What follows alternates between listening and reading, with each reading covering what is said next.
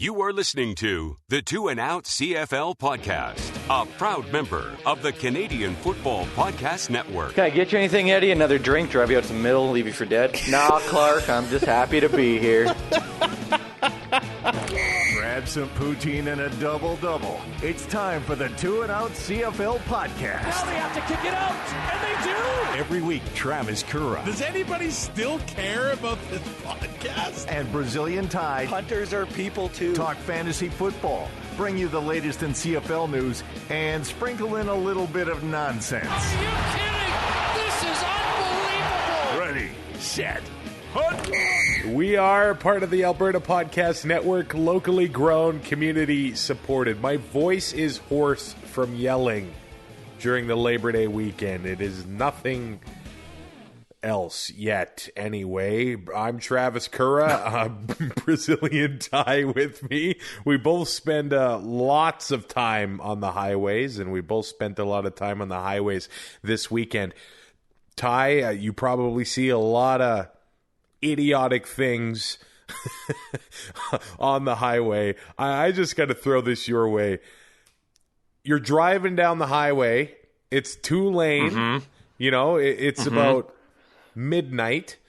And then somebody decides to drive, I don't know, 4 or 5 car lengths behind you for about 25, 30 minutes.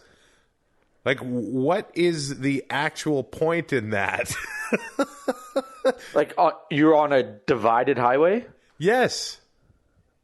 They're getting brake checked, for sure. Okay, so now, this particular time, I wasn't in the mood for that. But, like, after 20 minutes, they just decided to, speed up by 10K an hour, and they were on their merry way. So unless it's an undercover police officer, just waiting for you to slip up. Like I get so self-conscious when I'm pulling up to vehicles driving the same speed as them. Like, what are other people doing, man? They're saving fuel. They're drafting. Hey, maybe, okay, finally, an explanation. Yeah. Maybe that's a strategy I should use to save on gas money. The worst is when you pass somebody, or when you pass somebody, but you see a bunch of cars behind you, right, in the passing lane. So you get out of the way, and you're still catching up to the next vehicle you wanted to pass, but you're not going as fast as those people that are behind you, so you got out of their way. But then they barely pass you, and you have to slow down. Yep. It's like, will you go? Like, I don't know how many I dropped on the highway on Saturday driving home from Prince George, but it was a lot. Oh, yeah. We're a bunch of road ragers. So, let's be football ragers going forward. Everybody is a worse driver than I am, and I've proven that fact every time I'm on the road. With Pod Power, our sponsors are making it possible for us to amplify the voices of Albertans and Alberta podcasters. This episode, Edmonton Community Foundation is helping us give a Pod Power shout out to Book Women. Book Women is a podcast about editing, publishing, and writing Indigenous stories. 3 Métis librarians representing nations from across the homeland aim to inspire Indigenous peoples to share their stories in whatever form that they enjoy.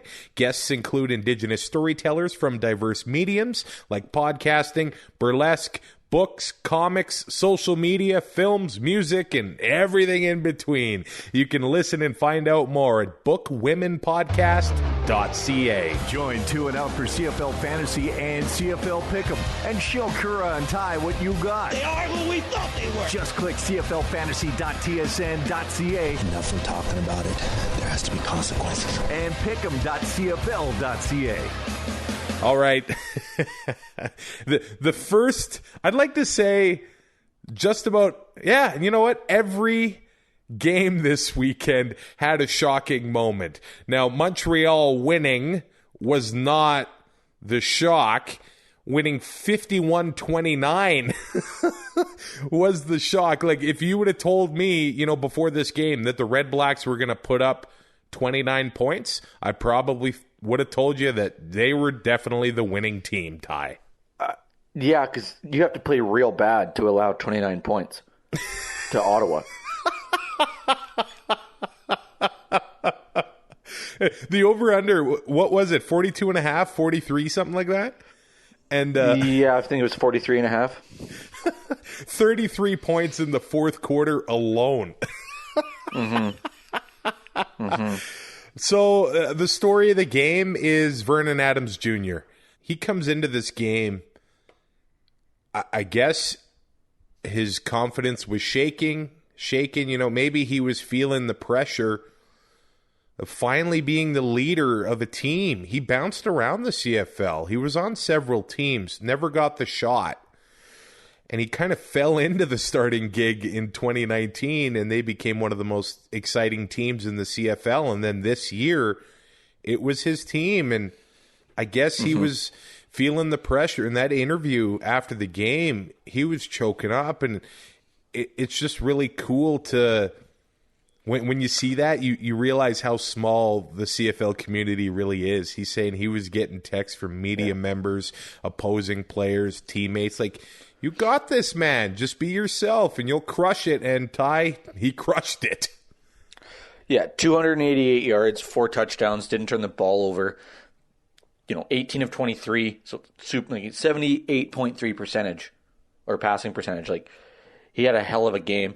And I think a lot of that, like you're saying, with the pressure he's feeling and everything, well, it also, like last year, they were such a fun team to watch, and, they're kind of the darlings of the CFL, especially with Kahari there. But, I mean, it was kind of tumultuous to start the year with their training camp situation. But this year, like, he knows he's coming in as a starter. He's got the same coaching staff back. Everything's back. And it seemed like he was trying too hard. And I know that kind of sounds dumb, but, like, he was trying to be something he wasn't.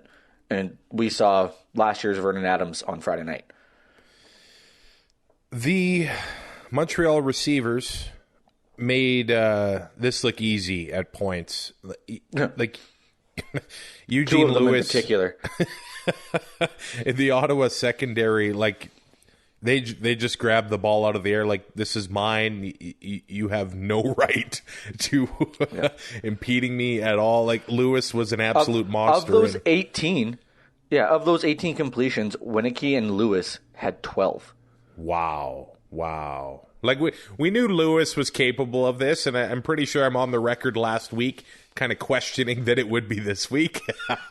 And of course, it was this week. 5 catches, 120 yards, 2 touchdowns, including a hurdle on the sideline, and then he gets hit and his helmet flies off. Like, highlight of the night material right there. Jake Winicky, touchdown Jake. Another 2 touchdowns, 7 catches for 118. I went with B.J. Cunningham in this game, and he only had the 4 catches for 27 yards. Who knows? Next week, it could be him. But those 3 guys are the guys going forward, especially Winicky and Lewis. And Winicky just keeps putting up the touchdowns, it seems like, every week. Yeah, and we talked about, his touchdown catch ratio or whatever, however you want to word it. And he adds 2 more and on Friday, and Eugene Lewis with 2 more. And we saw, the first couple weeks of the season where Eugene Lewis, it didn't look like the ball was getting forced to him on Friday night like it has been earlier in the season. Like, this was a completely different looking offense. And not like schemes or anything. It just seemed like, Vernon Adams was making better decisions with the football. Well, and up until this game, Ottawa's defense, they were giving up yards through the air. Michael Riley, Cody Fajardo both had 300-yard games, but they were tightening down and forcing field goals. But no, Montreal was not going to accept field goals. They were taking touchdowns clearly with the 51 points on the board. So do we need to really rethink Ottawa's defense as well? And not just, looking down on their offense. Maybe the defense is just getting worn out to what the season has been so far. In this one, the offense was able to move the ball a little bit, but just every single time that they did something on offense, the defense had no answer. They by far their worst game, obviously. Yeah, it's almost like in baseball where, if your offense hangs up a crooked number, you get 3 or 4 runs in an inning, you want your pitcher to go out there and get a shutout inning, get a quick inning, and get the offense right back out, right? For Ottawa, I mean, their defense was on the field for 34 minutes. Yeah. And those were a hard 34 minutes for the Redblacks. It just, at some point, and we've said it, at some point that's going to catch up to these guys, and it's starting to look like it has, and it's early. But I mean, they got their one win. I don't see how this gets any better. Well, judging by what we saw later in Labor Day weekend, it just becomes how did the Edmonton team we saw this weekend was the Edmonton team I think people maybe expected to see at the beginning of the year, which is remarkable that it has happened this week. We'll get to that in a few minutes here. The breaking point for me, and clearly Paul LaPolice and the Red Blacks for Matt Nichols happened. And I think it was at the moment where Devontae Dedmon does what he can to put Ottawa in the best possible field position. I think they had a starting position of Montreal's 27-yard line. It was the first quarter. I think it was 10-0 Montreal already. So Ottawa's in a good position to answer back.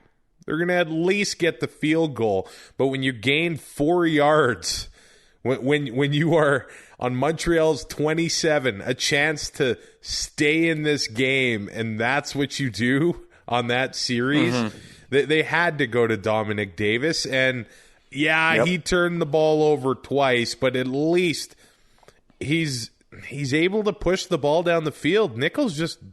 I don't know if he doesn't have it anymore or he doesn't have it right now with the repaired shoulder. It just wasn't happening and hasn't happened so far. No. Antonio Pipkin got more points this week than Matt Nichols. What? Let that sink in.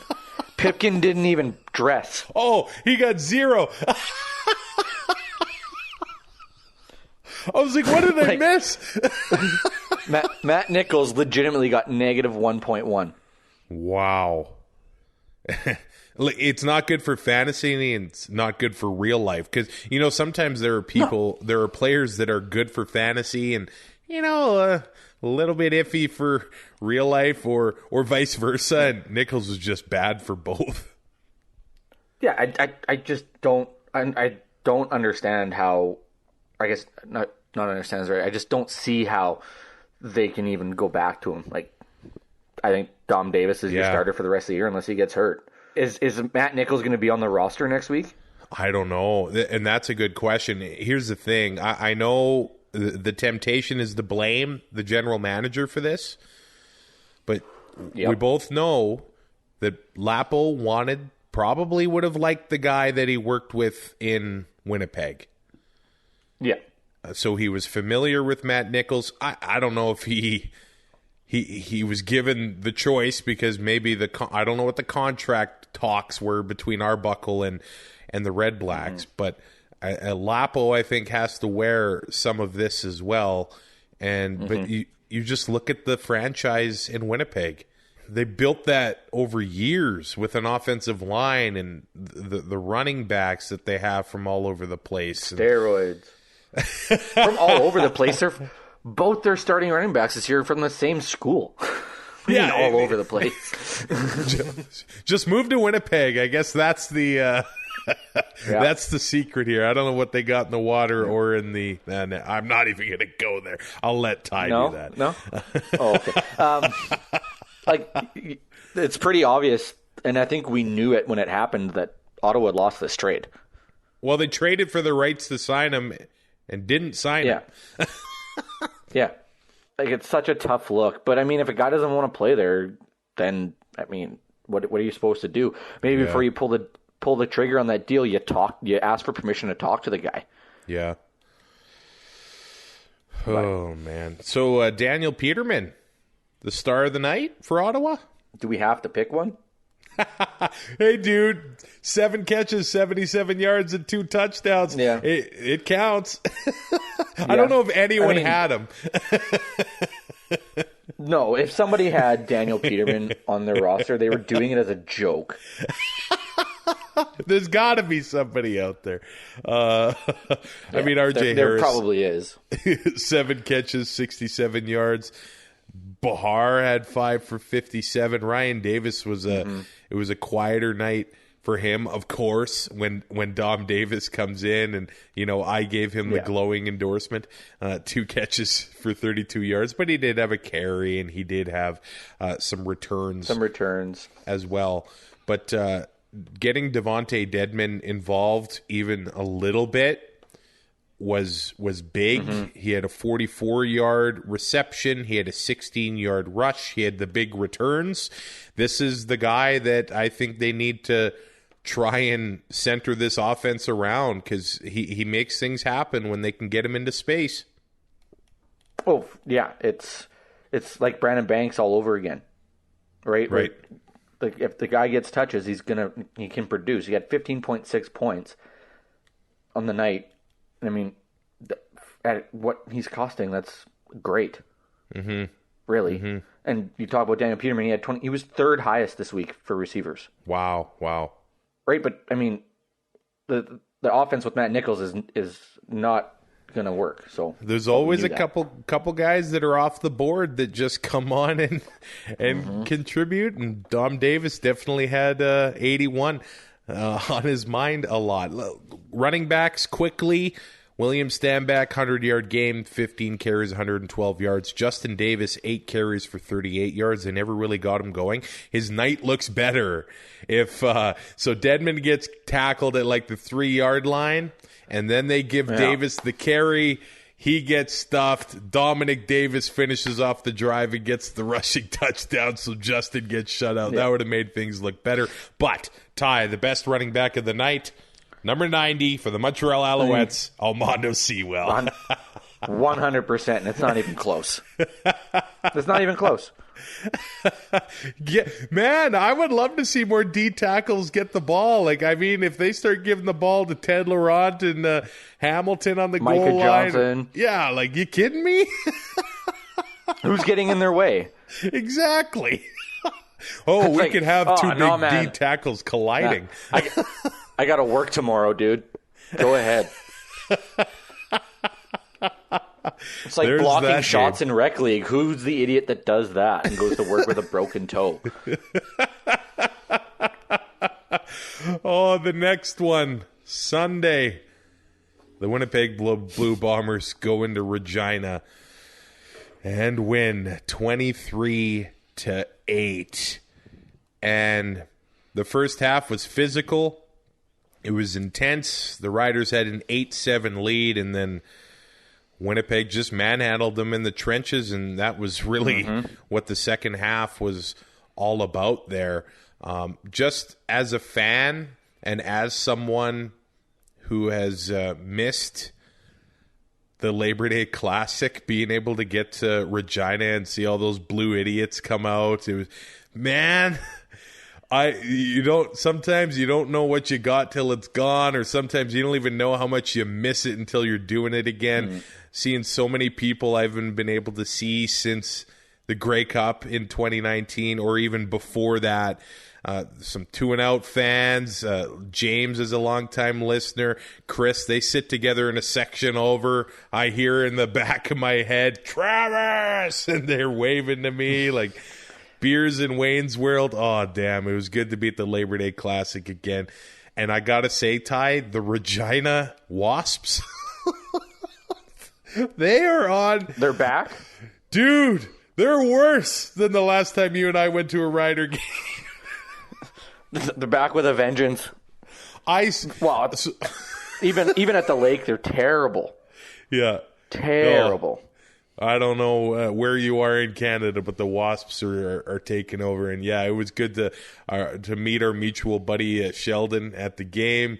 Shout out to the Elphinstone Dairy Queen, baby. He is the Dairy Queen. Yes, he is.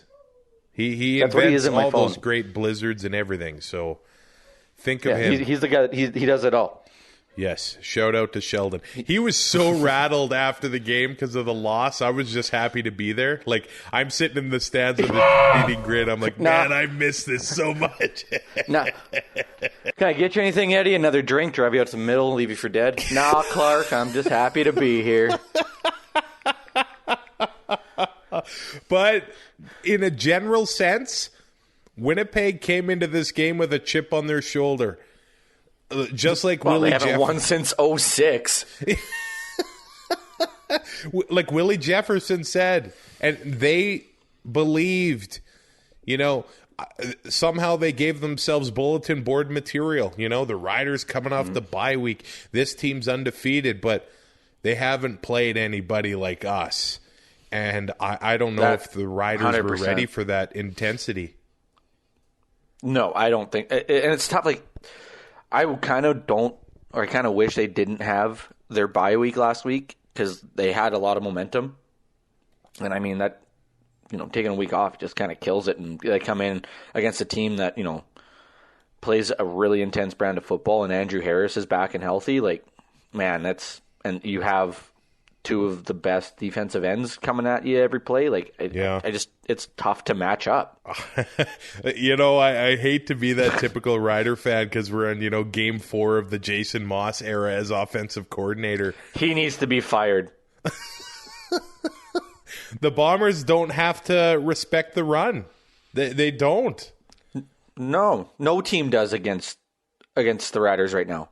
You just don't have to worry about it. I mean, Powell had a few carries towards the end of the first half. Had a 16-yard run there, 8 carries for 44 yards. But he touched the ball 9 times. Yeah. There's nothing to worry about. No. It's a joke. And it's an absolute joke. I've seen Moss do this when he was in Edmonton, those, whatever they are, the bubble screens to the receiver with no blocker. And I know that Moore can make a few guys miss, but the Winnipeg defense, if you make one guy miss, there's another guy right on top of you. They play to the ball so fast. Alexander, they rally Big Hill. So well. Yeah. Alexander, Big Hill, they're just all over the field. If you make one guy miss, the next guy's going to smash you. So those just aren't going to work against that team. No, and he refuses to change. Like, if you're going to have William Powell on your roster, why don't you use him? Now, the front 7 for Winnipeg, I know, keeping guys in to block, I get it. But, I mean, if you're not going to run the ball, teams are going to sit back and wait. And you're going to turn the ball over. And Cody Fajardo had 3 interceptions. Yep. The American receiver situation in Saskatchewan's kind of thin without Shaq Evans. Kyron Moore, he had 10 catches, 79 yards. Williams Lambert had the 5 catches targets. for 9. I know, that's massive. And Ricardo Lewis gets onto the roster, and he had a couple catches, but he also had a costly drop at a key point in the game as well. So that's rough on that Rider team, and the $2,500 hero Braden Linnaeus doesn't get much done in this one. 2 catches for 8 yards. Finally dropped a pass. Yeah, probably Cody Fajardo's worst game as a Rider, but it's hard to think about. We're only in his 2nd season as a starter. Yeah, kind of like Vernon Adams, right? Yeah. Oh, yeah, for sure. But, I mean, there's going to be more games like this. Like, I mean, Ricky Ray had games like this. Jeff Garcia had games like this. Bo has games like this. It happens. But, I mean, against Winnipeg, like, I don't know why I picked Saskatchewan to win coming off a bye. But I just saw the world through green-colored glasses like an idiot. And the Labor Day thing, it's one of those things where... There's no way they're losing. And you know... But it just happened to be, coming off a bye week and just didn't show up. Just didn't show up, and it sucks that it happened this week. But I mean, these games are going to happen. It's just you can't have these happen in November, right? I mean, they're only a game back. You have to win next week, or you're not catching Winnipeg. That's the thing with these home and homes. Like, if you're the home team in the first game, you better hope you win, because now's the test to see what the Rough Riders are made of going into Winnipeg. If you don't win that first game at home, like, it's real easy to go 0-2 in those 2 weeks, especially going into Winnipeg. Like, sorry, they're louder than Regina, and it's insane in that stadium how loud it can get. We were there for Grey Cup, and it wasn't full, but it was loud. I was in that stadium with like 20 Edmonton fans in 2015 for the game day walkthrough. Oh yeah, and you can hear the echoes from like 15 people. Yeah, never mind full. Yeah, like the way that Winnipeg came out and basically just stomped on them, right? Like, pushed them down, stepped on their throat, and that was that. Saskatchewan was never. It just felt like they were never really in it. But this is another thing where we kind of expected the Riders to kind of look like this at the beginning of the year. They're missing 4 starters on the offensive line from 2019. Mm-hmm. That's rough to recover that is huge. From. And you're missing one of the best receivers in the league, in Shaq Evans. You have an inept offensive coordinator. And, you give up 23 points, it doesn't seem that bad, right? Like, the defense, I don't think... They kept them in it. They kept them in it, but, I mean, if your offense isn't doing anything, it's just so deflating for a defense, right? Well, and big props to Zach Collaros, who... He made, it doesn't look spectacular. 19 of 27 for 245, an interception and a touchdown. But his backup almost scored more fantasy points than he did. Yeah, the 2 rushing touchdowns, right? 14.9 and 12.3. Wow. I couldn't even barely remember, my name. It was so loud in there. And they were so poised, and he was so poised. And there were many times when he made plays on 2nd and long that just take the wind right out of Saskatchewan's sail. Yeah, he was making plays when he needed to. And that touchdown pass to Nick Dembski was one of the most beautiful it was right in front of where I was sitting, and I don't know how Mike Edem could have defended that any better. No, and Coach Barker said it today on the panel, the safety is your weak spot of coverage. Mm-hmm. Right? And he's there to support, Mike Edem really. Plays. Yeah. And so, you get a ball thrown like that, good luck. And it's just one of those things that you can't defend it. And if you do defend it, you're probably taking a penalty. It's the only way to defend it. You're gonna have to take a illegal contact, at the line or something to stop that play, because if Zach's going to throw the ball like that, you're not stopping that play. He even rushed for 30 yards. I know it was only 3 carries, but it was just at times when it was really. And the Rider defense, not having Micah Johnson on there was big for a few reasons. Andrew Harris rushed for 95 yards, and they got no pressure on Collaros. A few times they'd be able to, kind of chase him out of the pocket, but with no Micah eating up the double teams, it was rough on the defensive ends. AC Leonard and Jonathan Woodard were not the biggest factors in this game. No.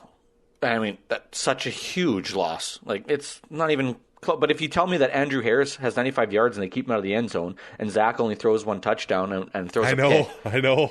I'm not. There's no chance I think Winnipeg won that game. Yeah, they're not flashy. No. They actually pretty much have a carbon copy of the exact same offense they won the Grey Cup with. Perfect. That's what we need, is them to win back to back. Oh, God. Also, you said that you could barely remember your name because it was so loud. I couldn't remember. I probably could not have told you my name last night at about 10 p.m. But not because it was too loud. Oh, man. Okay, we've avoided it all season, or at least I have, but now it's time to talk officials, Ty. Because Oh, boy. that roughing the kicker call. And you know what? Maybe I don't have the biggest problem with it because Dickinson gets to challenge it and overturn it. But when the eye in the sky, or whatever you want to call it, overturns a rinky-dinky offside on a Winnipeg receiver, a play in which Andrew Harris ends up having a 17-yard screen pass, so the Bombers kick a field goal on that one to extend their lead. So it might have been a little bit of a key play there. But how can and I know it's probably written in the rule book that you can't, the eye in the sky can't review a roughing the kicker, whatever it is. Which is, yeah. But the fact that you would review that over a roughing the kicker, that doesn't make sense to me. It didn't get any better today. Right, exactly. On Labor Day Monday, it was just the same thing. And people have very short memories when it comes to the eye in the sky, because now people are saying, since when could they review these things? I swear it's been for like the last 5 years. Yeah, but I was in Fort Saskatchewan when that came in, so it would have been 2016 or 2017. So a couple years ago, people are demanding for more eye in the sky, and now eye in the sky makes a change on an offside, and they say, what? We don't need that. Like, let the ref make the call. Yeah. It's like, what do you want?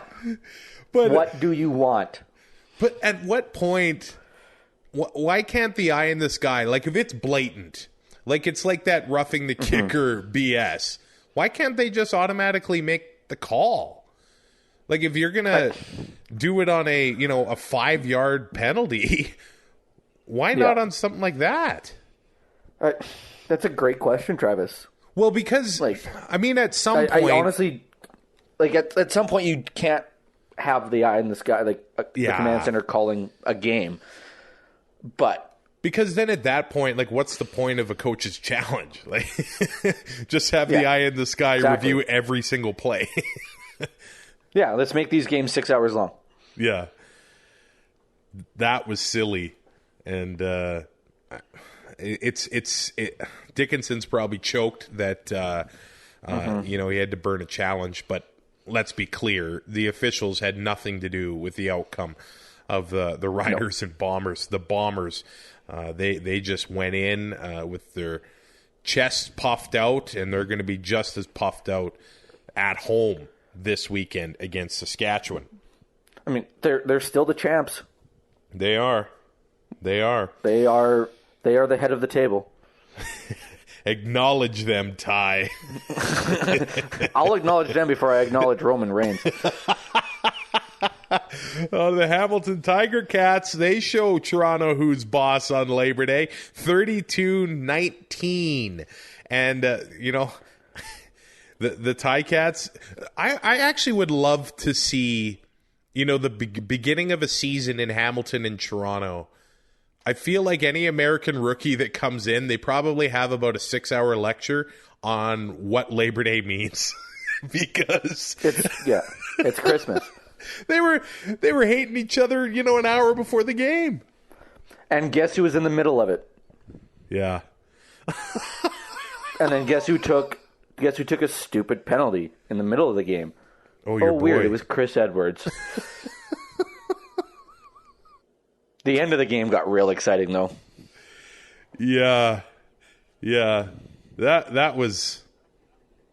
This game was really all Ticats from the beginning, and when you see Jagera Davis, Dylan Wynn, Ted Laurent back on the defensive line, they were at near full strength, and they really manhandled the Argos, and they kind of did in every phase of the game. Dane Evans threw for 248 yards. Both of Toronto's quarterbacks didn't play overly well. I mean, Arbuckle comes in or starts the game, and then Clebeth Thompson has to come in. 111 yards and a touchdown, 2 picks for Arbuckle, nothing to write home about. Running the football, I mean, maybe you could call that one even, but when it comes, like, I just don't understand where this Toronto team came from. Well, Ty, what do they do at quarterback now? I don't know. I don't. They had 8.8 and 8.4 points. Arbuckle and Macbeth. Part of me wonders if it's just the Labor Day monster. You know, like, do you just go to the film room and flush it down the toilet after watching it once, and then Arbuckle's back out there as the guy, or do you make the switch again? Because I feel like Macbeth has been through this a lot already, but do you want to ruin Nick Arbuckle's confidence? No, but you also have to put your team in the best position to win. Yeah, you have to win games. Right now, you're flipping a coin. Yeah. Between those two. Because Arbuckle played like garbage today. He was on the run 32. A lot. Well, yeah, that did not help. But he was 18 of 32 for 207, 2 picks, and 1 touchdown. Mm-hmm. That's not good. I bet you he starts next week. I don't see why he wouldn't, but I think the Leafs is going to be a hell of a lot shorter than it was today. Yeah, I think that's definitely a good call there. And the Ticats defensive backs, they had a great game. Carriel Brooks with an interception. Jamal Roll is an absolute monster. 4 knockdowns. Yep. He was great in coverage. I mean, Frankie Williams has an impact on defense. When you give up the special teams touchdown, that is probably one of the worst ones to recover from, Ty. Yeah, because you're going right back out there. Yep.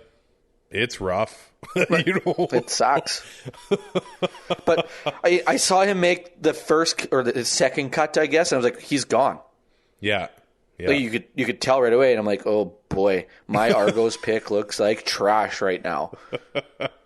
Well, it looked, I think better than I went 1-3 this week in pick'em. Ooh, yeah, I went 2-2. I can't talk much. 3 road teams winning this week. That's big. That's crazy. Crazy. Toronto still hasn't won in Hamilton or in Tim Hortons Field on Labor Day. Winnipeg comes in, finally beats Saskatchewan in the regular season. Just crazy. So I think it's the Ticats have won 12 in a row at home. They're just playing lights out there. Yeah, this year has just turned into an absolute crapshoot. It is. And we figured it'd be a little weird. Yeah. You know, with no training, like with no exhibition games and all that stuff, but I didn't think it would be this weird. Yeah. Simone Lawrence was the other one that had an interception off a deflection, so that was a pretty big play by him, and that ended up being a touchdown for the Ticats. They were just flying all over the place in this one.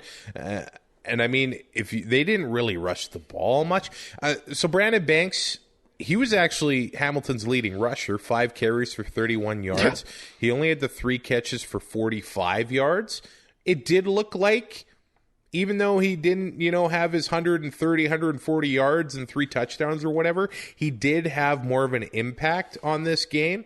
And the fact he got back into the game after getting absolutely smashed by Treston Decoux of the Toronto Argonauts, which, by the way, Ty, I am so happy there was no flag on that play. And I think you could argue maybe it was a defenseless receiver, but that's Labor Day football, man. Okay, I'm going to say this right now. The defenseless receiver rule in football is stupid. It's not my problem that he's putting himself in that position. I should be allowed to hit him. Well, the quarterback puts him in that position too. Right? Should I be allowed to hit him in the head? No. Yeah. But, okay, but anyway, that aside, to come back after that, I mean, I don't want to call Brandon Banks a prima donna. But he has we've seen his attitude lately, and he mentally checks, or it seems like, now maybe he doesn't check out, but we've seen him take a penalty and it ruins his day, and he's just not mentally there, right? and he takes that hit. And yeah, for him to come back, that showed some big cojones. Maybe he wasn't hit that hard. The very next play, though, they go right back at Tristan Deku. David Ungerer with the stiff arm of the year for that touchdown. Yeah, or as Davis likes to call it, Davis Sanchez might have had the worst day I've ever seen on TV today.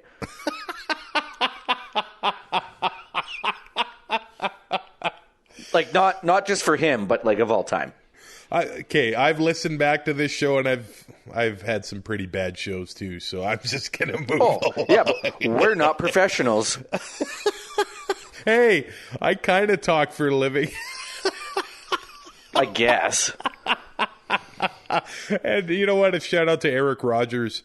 2 touchdowns. There were only the 2 catches for 20 yards. One was a rough drop for him. And on that play, he got, it looked pretty nasty. Kind of folded up, helmet to helmet kind of thing. And then the very next play, he catches a touchdown. So I guess he's okay. Yeah. That's what Eric Rogers does. But is Curly Gittins, I mean, who do we go with Toronto as far as receivers go? I mean, Rogers is still the monster in the red zone. But Curly Gittins has 88 yards. Devaris Daniels had himself 57 yards, 6 catches. Braverman had 60 yards, including a 46-yard reception. The Argos, they did move the ball. It never really ended up all that well, and some of it was, garbage time in the last 90 seconds or so. Yeah, they have somewhat of an embarrassment of riches at that position. But they just don't have the quarterback to use them properly. I mean, early on in the year, we saw that offense, putting up points and winning football games, and that just wasn't there today. And like you said, the garbage time touchdown for Eric Rogers, but I mean, it's still a touchdown. He's still a huge target in the red zone. That's what makes me want to, if I'm going to pick a receiver from Toronto, it's probably going to be Eric Rogers. But, it's hard. You see Devaris Daniels there, too. I mean, Daniel Braverman's getting the return yards. But I think, Eric Rogers is going to get the bulk of looks in the red zone. And I think that's who you have to go with. I mean, he had 16 points this week. And you're not paying through the nose for him. Yeah. Yeah. So there's some good value there for a guy that they like to look at in the end zone. All right. The last game of the week, Elks and Stampeders. Now, this was after our last show came out. They have rescheduled the Elks and Argos game that was postponed. I'm just going to quickly say, this whole thing is pretty silly, man. We were told that if you're not 85% vaccinated, then the game could be a forfeit. You'll lose your game check. But that apparently was never, approved by the PA. So instead of making that happen and sending a message to the rest of the league, now the Elks are going to play 3 games in 7 days, which, okay, player safety. Yeah. And now that argument has 0 legs to stand on. It's going to be so bad. They're going to have to... You can't practice after the first game. No. Nope. And they're all you can't cold. Do anything. Yeah, that's going to be some terrible football. And they're probably going to need some wins at the end of the year.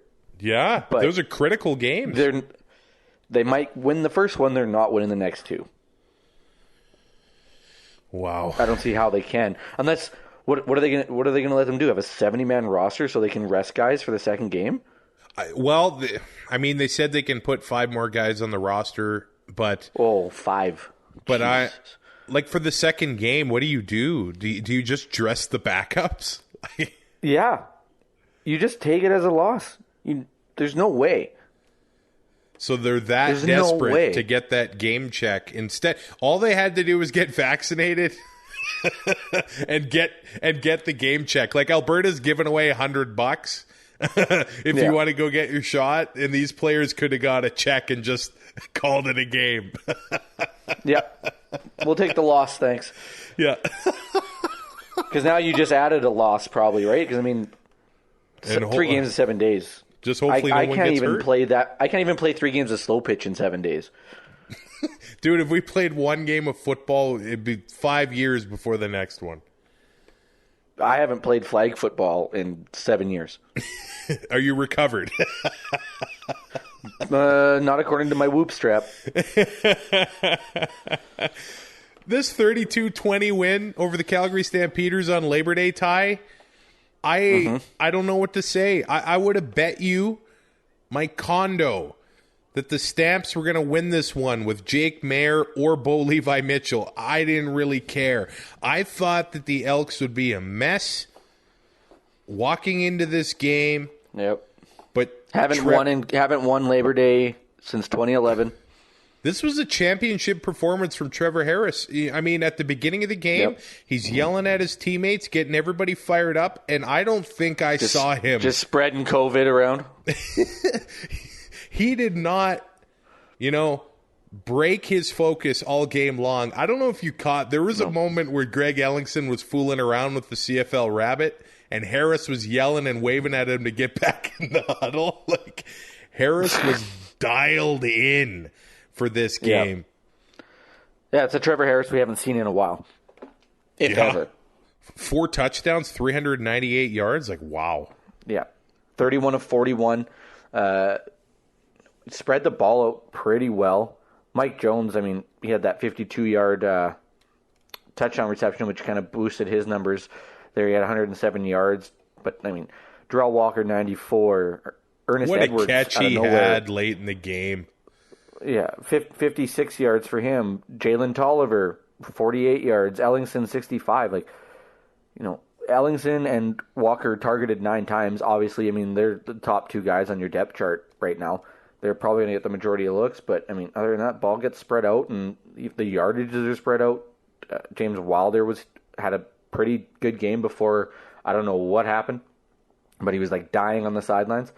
I mean, and when you get that James Wilder showing up, 4 catches, only 16 yards, but he added in the touchdown. Like, and when you get Wilder in the open field against a DB, it's just never going to end well for the DB. No. No. He's probably got 80 pounds on the poor guy. Yeah, he looks like Booby Miles.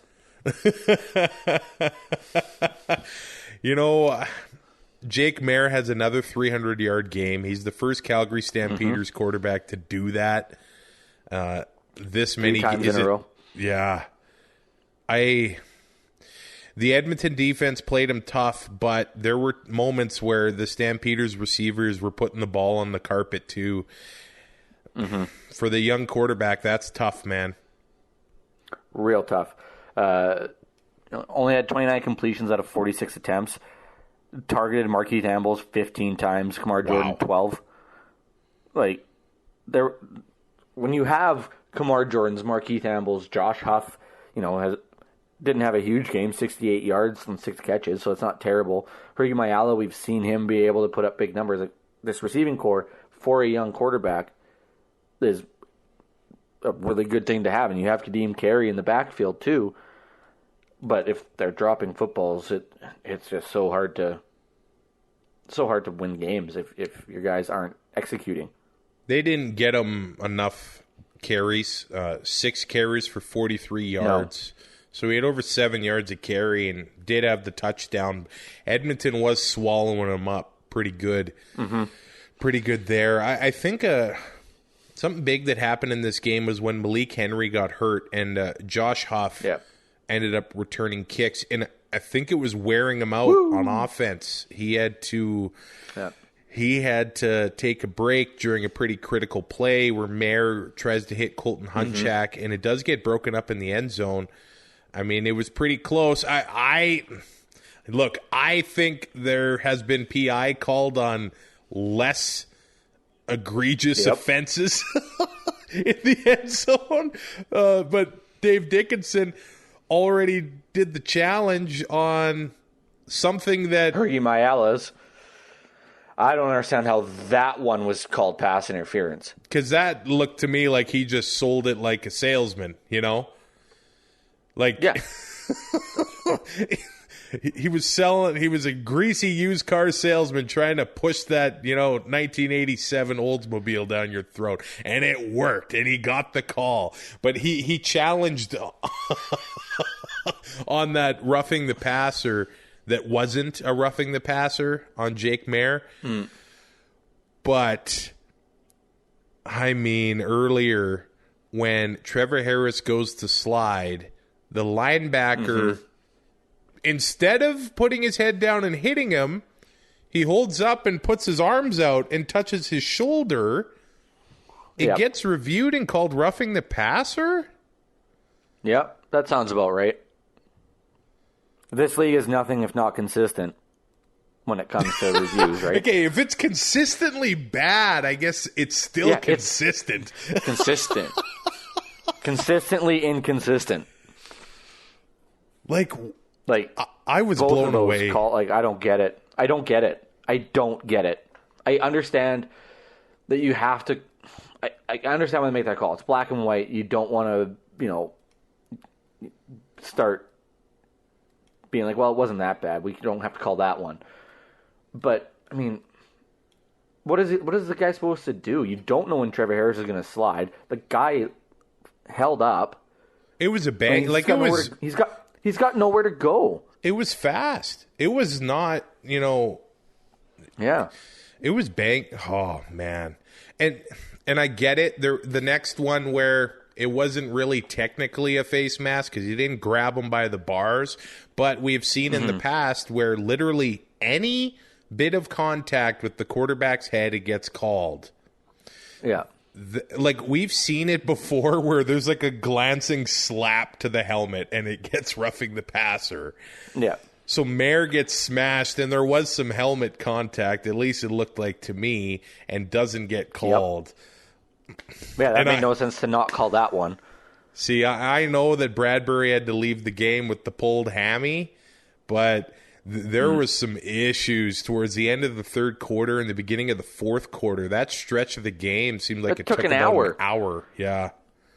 Whoever that backup ref was did a terrible job of managing that football game. Like, look, there's about 1 million people watching the Labor Day Classic, and that was a rough stretch of football there. Picked up so many flags.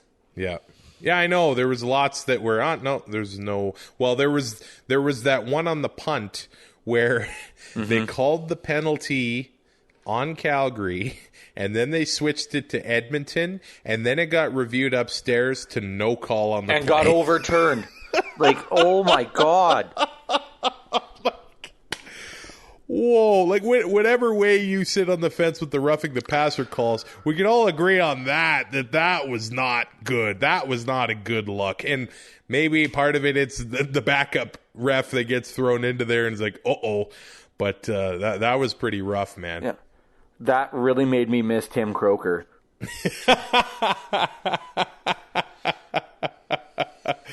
That was so bad. This is a rough spot for the Stamps, man. Now they got to go back to Edmonton with the Elks this fired up.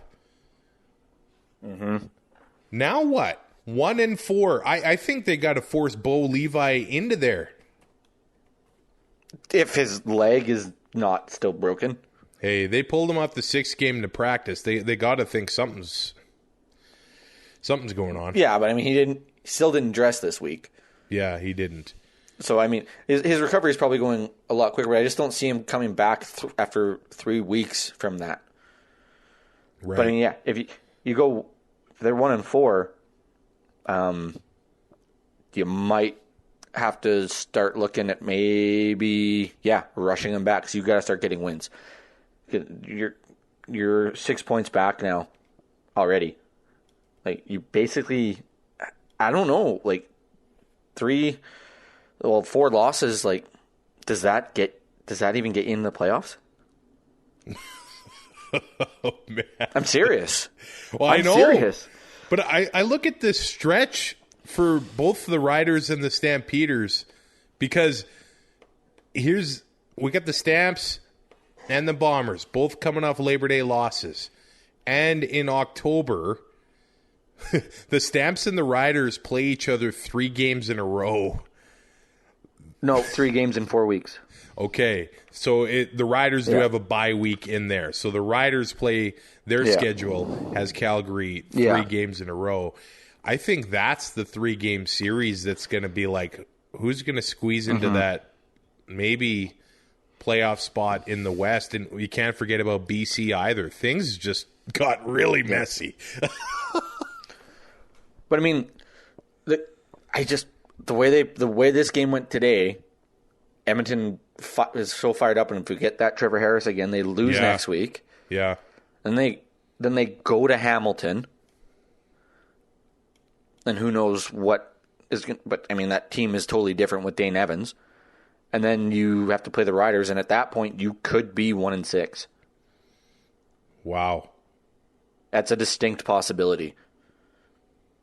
This is new territory for the Calgary Stampeders. Yeah, it's such a shame. You hate to see it. Like, come on. The Edmonton Elks, Ernest Edwards, Jalen Tolliver, both getting touchdowns? Nah, you can call me stupid, but I didn't see that coming, man. And 2 missed field goals from Sean White. I really thought that could have been the difference in the game, and it wasn't. Yeah, like, we come into this week with, was it Paredes, Lowther, White, and I want to say maybe Boris Beatty. They had 4 missed field goals between them all. Wow. And this week just went to crap. Here's another question. Is Hugh O'Neill on the roster next week? That is I don't think he can be. You know, part of the reason... 24-yard punt. Part of the reason that teams are getting big returns has to do with where he's putting the ball, too. Yeah, 100%. So... Like, he has had he's been bad this year. Bad. Edmonton's got to figure that out too. They have to stack up some wins before their 3 games in 7 days too. If you want to talk about teams that need to get some wins in. Yeah. Oh man. Oh, you know, I kind of wondered if Labor Day is early in this season, but at the same time, the season's still getting cranked up at Labor Day. I love to see it. The intensity was just off the charts this weekend. Who were at least with Labor Day? At least with Labor Day being this early in the season and with it being pushed back, we have more games after Labor Day. Labor Day doesn't ruin your season. Yeah, that's true. That's true. Now, who are the top performers in fantasy this week? Well, I had the highest scoring wide receiver, which was nice. Nice. But Vernon Adams had 31. Dominique Davis had 25.4. What? He's number 2? He's number 2. Who does number 2 work for? And then Dane Evans at 18.9. Running back wise, James Wilder Jr., who's also on my roster, 18.1. Andrew Harris, 14.2. Kadeem Carey, 12.7. And then at the wide receiver spot, Jake Winicky and Eugene Lewis, were 1 and 2 with 31 and 29. Daniel Peterman had 26.7. Markeith Ambles, 22.8. Tim White, 21.9. Kamar Jordan, 21.3. And Mike Jones at 20.7. There was 7 guys with over 20 points. Well, and I guess I got to throw it in here. Trevor Harris had 31.9 points, so he finishes ahead of that is true. Dom Davis.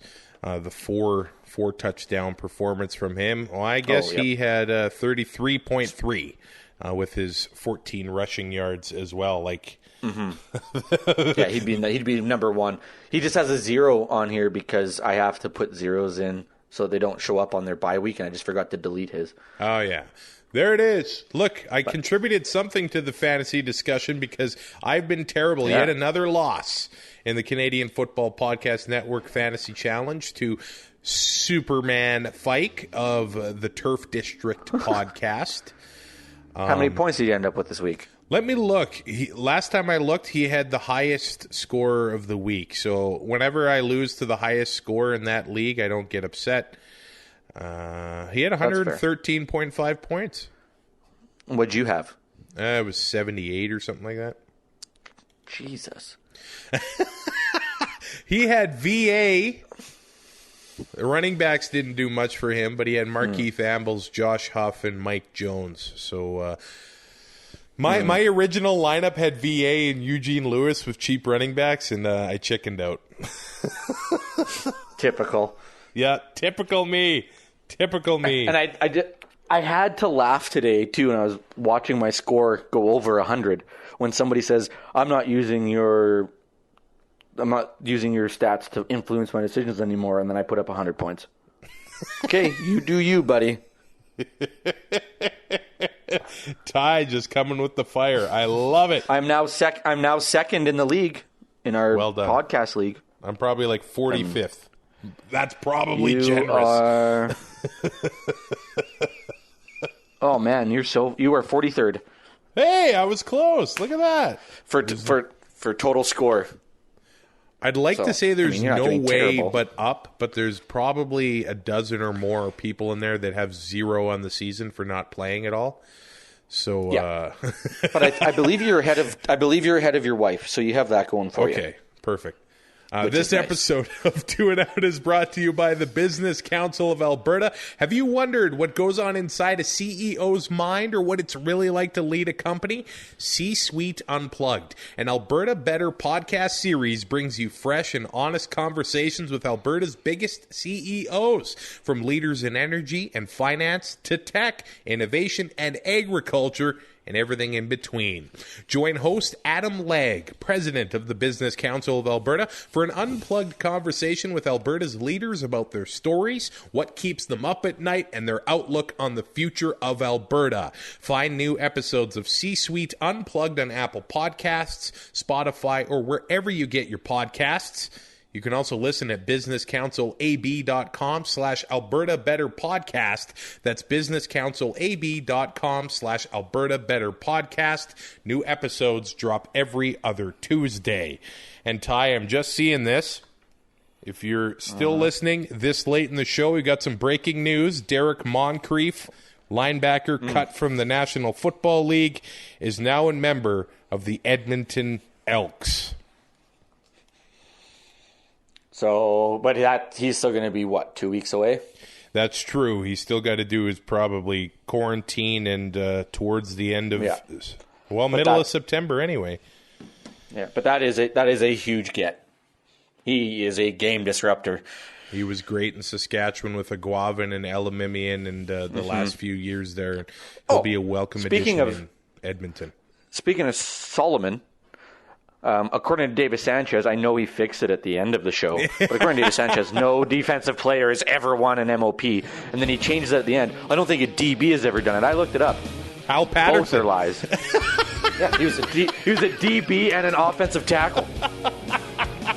Okay, last thing, can you imagine a player being an offensive tackle, or I think then it was an offensive end.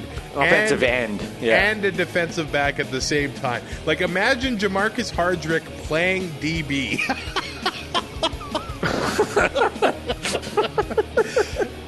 I love it. Oh. Rate and review and subscribe to Two and Out and get it wherever you find your podcasts. We'll talk to you Thursday for those Labor Day rematches. Thanks for listening. Find more great shows like this at CF Pod Network on Twitter.